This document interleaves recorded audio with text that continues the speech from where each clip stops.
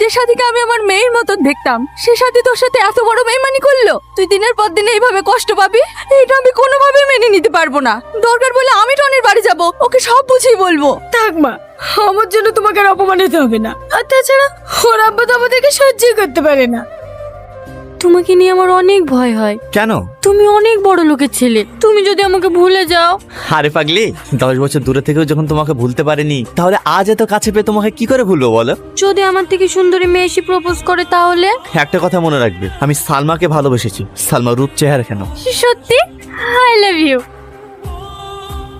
Tony, তোমাকে একটা কথা বলার ছিল। আমার বান্ধবী নেই সাথী, ওই দেখো আসছে। ও আমাকে চ্যালেঞ্জ করেছে, ও তোমাকে যেভাবে হোক বোকা বানাবে। আসতে দাও ওকে, দেখি কি করে বোকা বানায়। হে, তুই এখানে কি করছিস রে হঠাৎ করে? সেই কৈফিয়ত আমি তোকে দেবো না। আজ আমি টনিকে সব সত্যি কথা বলবো। কি বলবে বলো?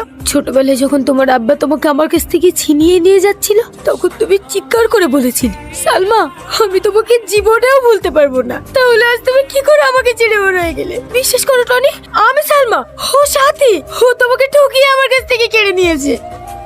তোমার বান্ধবী তো ভালো অভিনয় করতে পারে গো। কত সিনেমাতে কাজ করা দরকার। সিনেমাতে কাজ করবে? আমার একটা বন্ধু সিনেমাতে কাজ করে, যদি বলো তাহলে তার সঙ্গে যোগাযোগ করিয়ে দেবো। আমার চোখের পানি তোমার কাছে অভিনয় মনে হলো টনি। আরে না না, অভিনয় মনে হবে কেন? তুমি একদম ন্যাচারাল অ্যাক্টিং করেছো। চলো, আমাদের আবার লেট হয়ে যাচ্ছে। তোকে বলেছিলাম না সাথী, আমার সঙ্গে চ্যালেঞ্জ করে তুই কোনোদিন জিততে পারিসনি, আর পারবিও না। টনি কোথায়? সে সকালবেলায় খেয়ে বেরিয়েছে, ফোন করলাম বললো আসছি। বিকেল হয়ে গেল, আরেকবার ফোন করে দেখো। আব্বা, কি হলো দাঁড়িয়ে থাকলে যে? আসো। কে মেয়েটা? চিনতে পারছো না আব্বা? সালমা। ওই কাশেমের মেয়ে?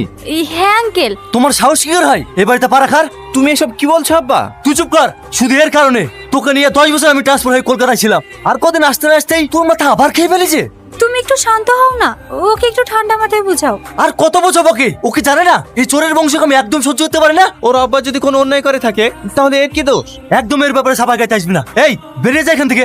আব্বা, এই এলাকায় হাজারো মেয়ে আছে, গরিব বড় লোক যাকে পছন্দ করবি তার সঙ্গে তোর বিয়ে দেবো, কিন্তু এই চোরের মেয়েকে আমি বাড়ির বউ হিসাবে মেনে নেবো না। ভালো করে বুঝে দাও তোমার ছেলেকে। আর হ্যাঁ, তুই যদি তোর নিজের পছন্দ বিয়ে করিস, এই বাড়িতে হয় তুই থাকবি, নয়তো আমি। টনি, টনি, তুমি এত ভীতু কেন? জোর গলায় বলতে পারলে না যে তুমি আমাকে বিয়ে করবে? দেখো, আজ পর্যন্ত আমি আব্বার মুখের উপর কোনোদিন কথা বলিনি, কিন্তু যেভাবেই হোক আমি আব্বাকে রাজি করাবো। থাক, তোমাকে রাজি করাতে হবে না, তোমার আব্বাকে আমি রাজি করাবো। টনি, তুই আবার এখানে কি করতে এসেছিস? তোর মতো বেইমানের সাথে আমি কথা বলতে আসিনি। টনি, আজ আমি প্রমাণ করতে এসেছি যে আমি সালমারও সাথী। আরে চুপ করো তো, সবসময় আর কি ভালো লাগে না? এমনিতে আজকে আমার একটা প্রবলেমের মধ্যে আছে, তার মধ্যে এসে আবার এই চলো তো। তুমি ভুল করছো টনি, ও তোমার সালমা না, আমি তোমার সালমা।